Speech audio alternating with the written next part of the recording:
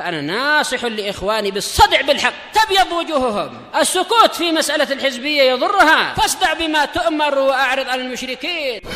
سلامي على دماج ورجالها والشيخ يحيى ودار العلم يا سعد بانيها.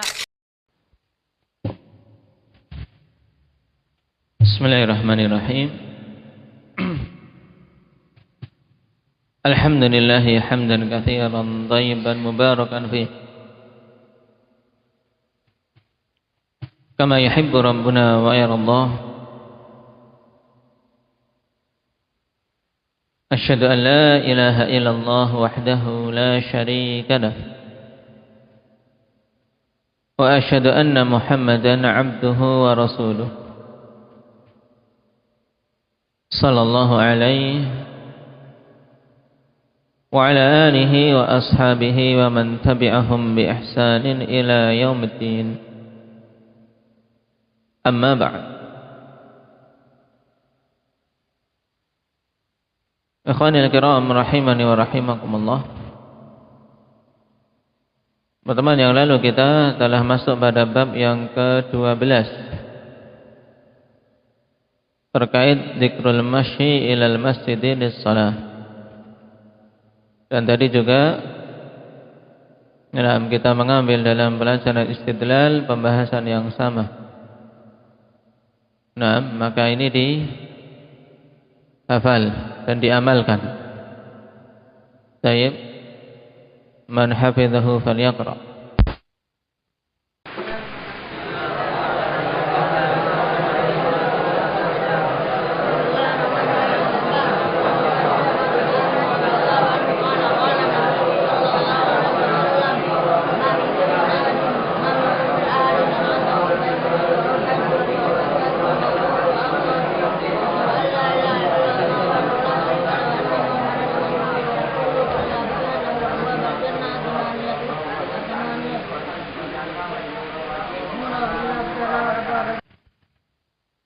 Naam, barakallahu fiikum.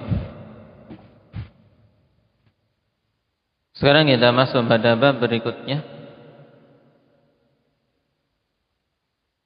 Qala Syekhuna Yahya Al-Hajuri hafizahullah ta'ala, dzikru dukhulil masjidi wal khuruji minhu. Zikir masuk masjid dan keluar masjid.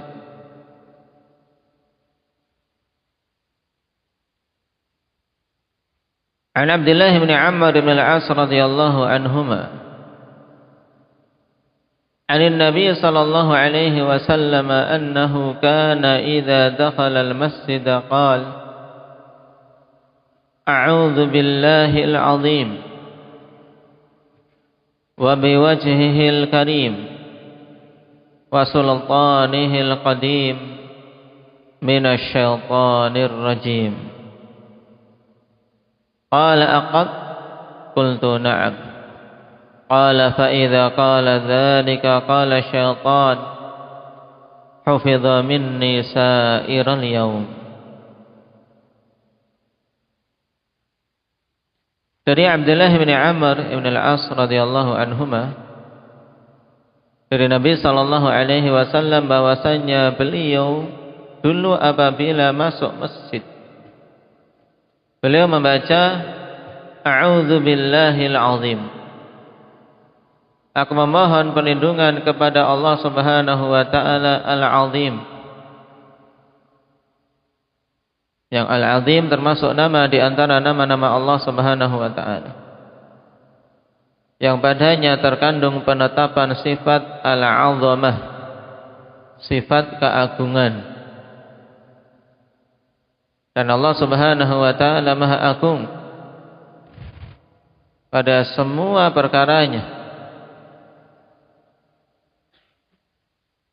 A'udzu billahil azim wa biwajhihil karim, dan aku meminta perlindungan dengan wajahnya yang mulia. Di sini juga penetapan sifat wajah bagi Allah Subhanahu wa taala, yang juga ditunjukkan oleh dalil-dalil yang banyak, baik dari Al-Quran maupun As-Sunnah. Wajah yang sesuai dengan keagungan Allah Subhanahu wa ta'ala, yang tidak sama dengan wajah para makhluk. Allah Subhanahu wa ta'ala katakan, kullu man 'alaiha fan wa yabqa wajhu rabbika dzul jalali wal ikram. Nah, segala sesuatu akan mengalami fana, akan mengalami kehancuran. Dan kekallah wajah Allah Subhanahu wa ta'ala yang memiliki keagungan dan kemuliaan.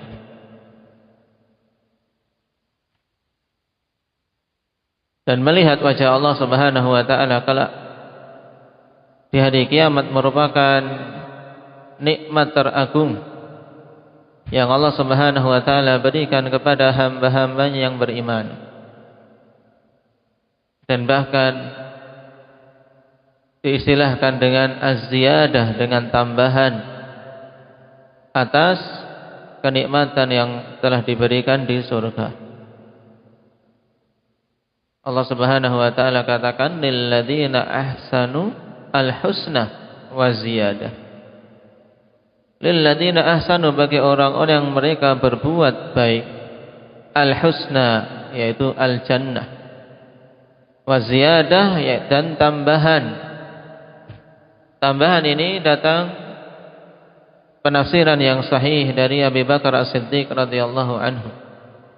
Demikian pula dari sederetan para imatus salaf seperti Al-Hasan Al-Basri dan yang lainnya, bahwasanya az-ziyadah an-nadharu ila wajhillah, yaitu melihat ke wajah Allah Subhanahu wa ta'ala.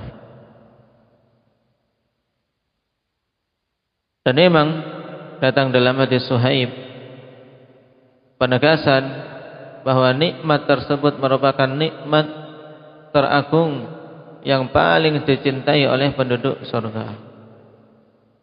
Naam. Dan dalam hadis ini, untuk bacaan yang dibaca oleh Nabi sallallahu alaihi wasallam ketika masuk masjid, beliau mengatakan wa bi wajhihil karim, meminta perlindungan, isti'adzah bi wajhillah, dengan wajah Allah Subhanahu wa ta'ala. Nah, kenapa? Karena sifat-sifat Allah Subhanahu wa ta'ala bukan makhluk. Nah, taib, ini dalil bolehnya untuk apa? Isti'adzah dengan sifat dari sifat-sifat Allah Subhanahu wa ta'ala. Wa sultanihil qadim, dan dengan kekuasaan Allah Subhanahu wa ta'ala yang maha terdahulu, yaitu kekuasaan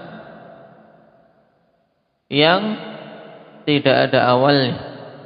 Karena Allah Subhanahu wa ta'ala maha kuasa. Naam.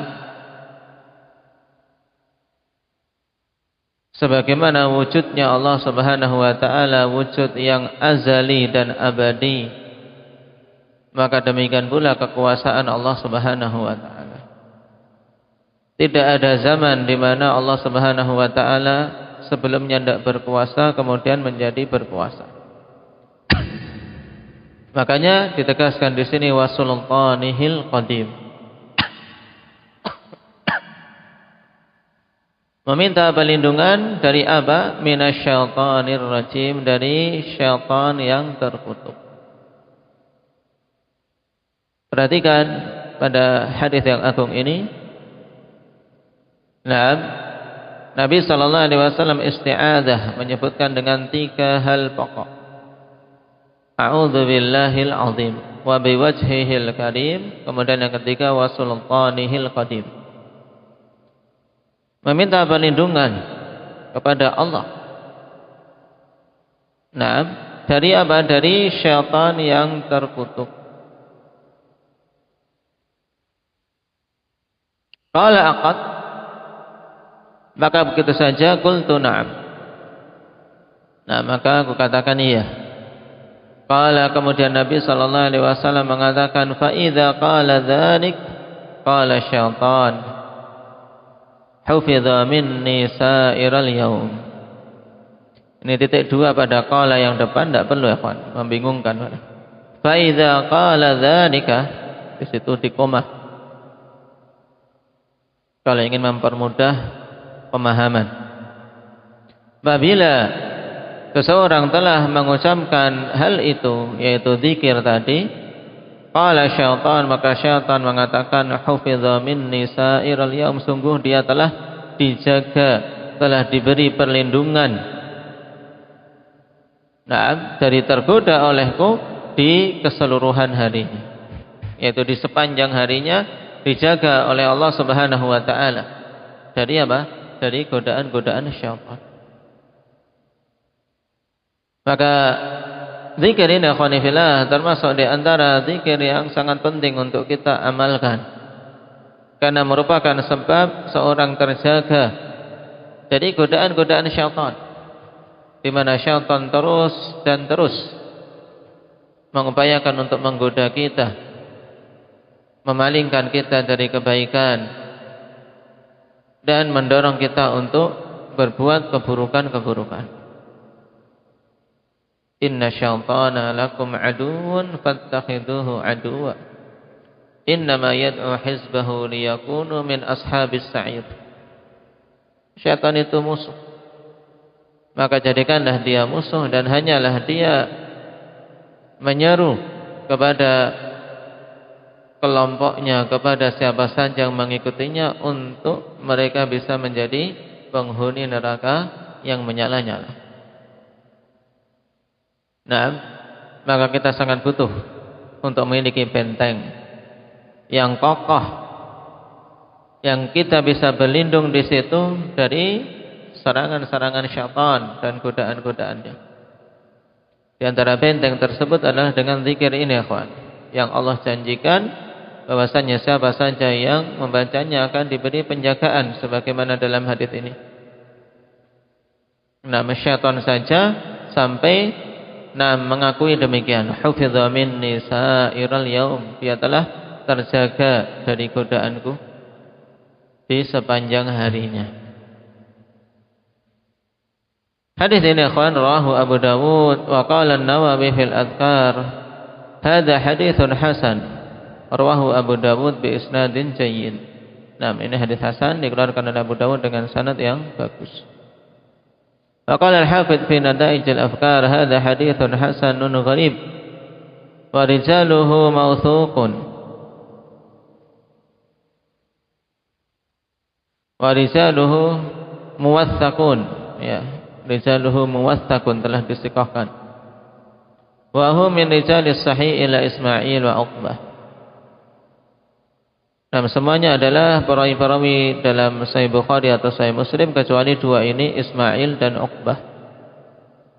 Qultu, yakni Syekh mengatakan Ismail saduq wa Uqbah thiqah, kama fi tarjamatihima min tahdhibit tahdhib. Fal hadithu hasan wa qad hasanahu Syekhuna fi Musnad Abdullah bin Amr radhiyallahu anhuma min as-sahihil musnad. Ya.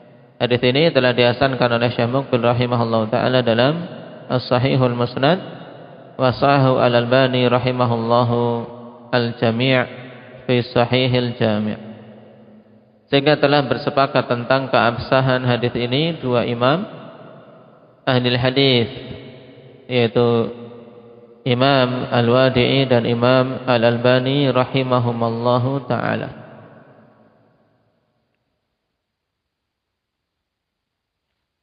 Sehingga ini ditambahkan dalam zikir yang dibaca akhwan ketika seorang mau masuk masjid. Dan subhanallah, dan seorang mau masuk ke tempat yang utama, akhwan, tapi perhatikan bimbingan Nabi sallallahu alaihi wasallam. Mau masuk masjid, bukan mau masuk ke tempat maksiat. Nah, tapi perhatikan, beliau meminta perlindungan kepada Allah dari godaan syaitan. Karena kita memang tidak merasa aman sedikit pun dari godaannya. Karena dia telah bersumpah untuk mengintai kita di jalan yang akan dilalui, ya, di jalan yang lurus ini, senantiasa mengintai kita agar kita terpalingkan darinya. Nah, dan masjid ketika itu adalah rumah Allah Subhanahu wa taala. Yang di situ kaum muslimin menunaikan peribadatan. Nah, untuk mendekat kepada Allah. Syaitan tentunya berupaya sebisa mungkin agar mereka terpalingkan.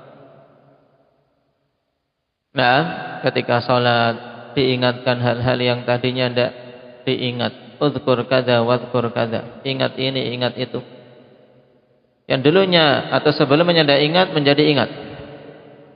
Ini godaan syaitan agar kita terlalaikan dari khusyuk. Kemudian juga setelah masuk masjid, agar dia tersibukkan dengan hal-hal yang tidak bermanfaat.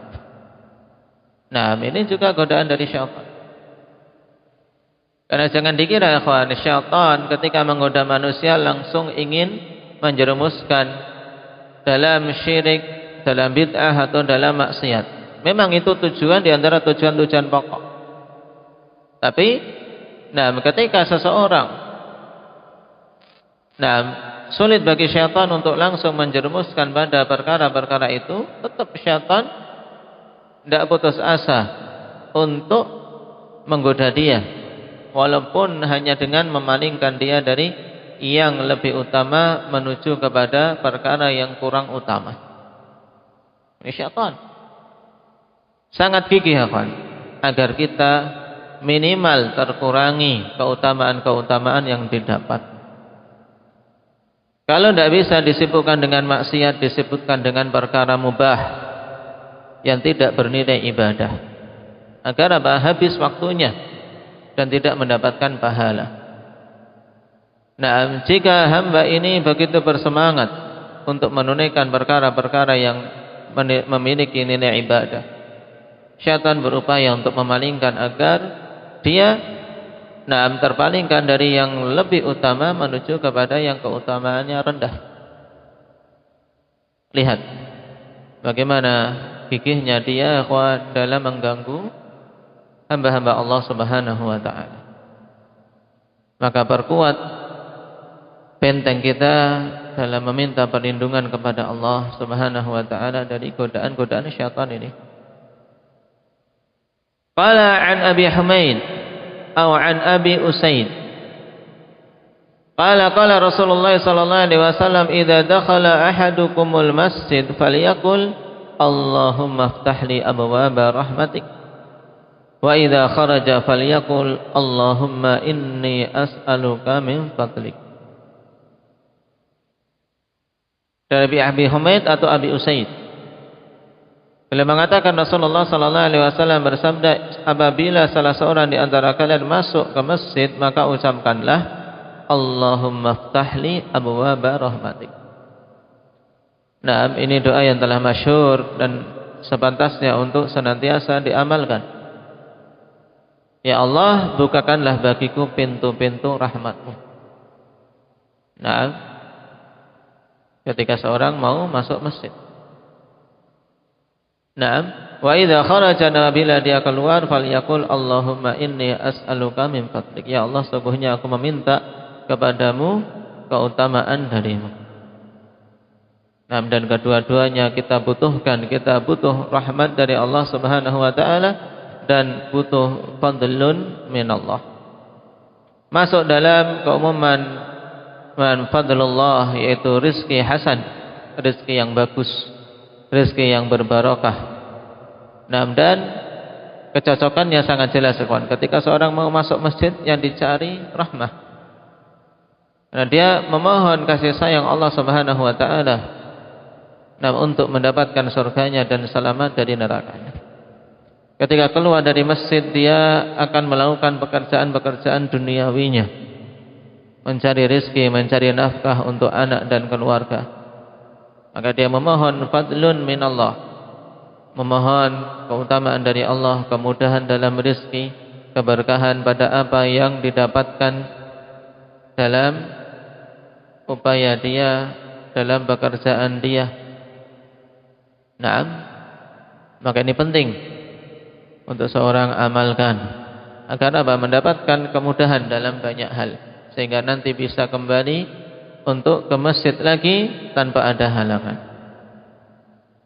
Tayyib. Nah, kita ambil dua hadis ini terkait doa ketika masuk dan keluar masjid. Adapun adab tentang masuk masjid dan keluar masjid, maka sangat jelas hendaknya ketika seorang masuk masjid untuk mengedepankan kaki kanan, dan ketika keluar masjid mengedepankan kaki kirinya. Sebagaimana datang dalam hadis Anas bin Malik radhiyallahu anhu, kata beliau, minas sunnah idza dakhaltal masjid an tabda'a birijlikal yumna wa idza kharajta an tabda'a birijlikal yusra. Dihasankan oleh Syalbani rahimahullah. Termasuk di antara sunnah adalah engkau ketika engkau masuk masjid engkau mengedepankan kaki kananmu, dan apabila engkau keluar masjid mengedepankan kaki kirimu. Baik. Dan beberapa adab yang lain akan kita ambil dalam kitab Istidlal, karena apa? Pembahasan adab tersebut disebutkan di sana, sehingga insyaallah kita baca dari kitab Istidlal pada pembahasan berikutnya. Nasallallahu taufiq was sadad.